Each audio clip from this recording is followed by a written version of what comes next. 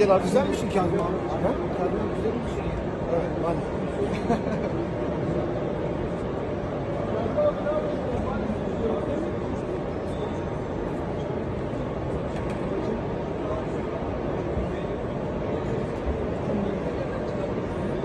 Hocam girişim, gel.